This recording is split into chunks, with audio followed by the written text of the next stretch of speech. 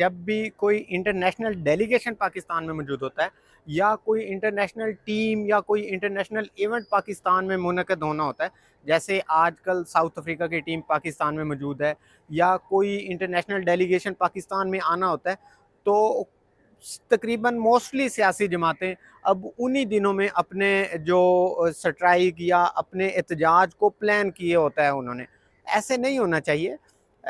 آپ پچھلے 10 سے 20 سالوں کی ہسٹری اٹھا کے دیکھیں تو مختلف سیاسی جماعتوں نے، مختلف مذہبی جماعتوں نے بھی اپنے ایونٹس یا اپنے احتجاج کو انہی دنوں میں جو ترتیب دیا ہے جن دنوں میں کوئی نہ کوئی ایونٹ پاکستان میں موجود ہونا ہوتا ہے۔ وہ خدا کے لیے، کوئی پاکستان کے لیے اپنے ان ایونٹس کو کچھ عرصے کے لیے آپ مؤخر کر سکتے ہیں، لیکن نہیں کرتے۔ تو جس وقت گورنمنٹ کے حکومتی ادارے متحرک ہوتے ہیں تو پھر ہمیں خیال آتا ہے کہ ایسے نہیں ہونا چاہیے تھا۔ تو خدا کے لیے اپنے جو ایونٹس کو کچھ عرصے کے لیے آپ پوسٹ پون کر دیں۔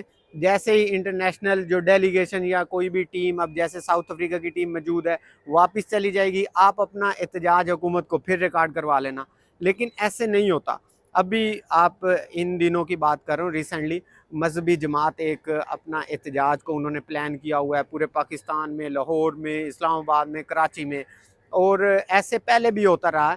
سیاسی جماعتیں بھی ایسے کرتی رہی ہیں۔ آپس میں مل بیٹھ کے پاکستان کے مفاد کے لیے ہمیں بیک فٹ پہ چلے جانا چاہیے۔ اس سے کسی کی شان میں کوئی کمی نہیں آئے گی۔ خدا کے لیے میں آپ لوگوں سے، ان سیاسی جماعتوں سے اور جو ریلیجیس پارٹیز ہیں ان سے اپیل کرتا ہوں کہ کم از کم اپنے احتجاج کو انٹرنیشنلی ریکارڈ نہ کروائیں۔ آپ حکومت پاکستان کے ساتھ یا کسی بھی سیاسی جماعت کے ساتھ آپ کا اختلاف ہو سکتا ہے، تو جب یہ لوگ چلے جائیں گے جو باہر سے آئے ہوئے ہیں تب آپ اپنا احتجاج ریکارڈ کروا لیں، تب آپ جو مرضی کر لیں۔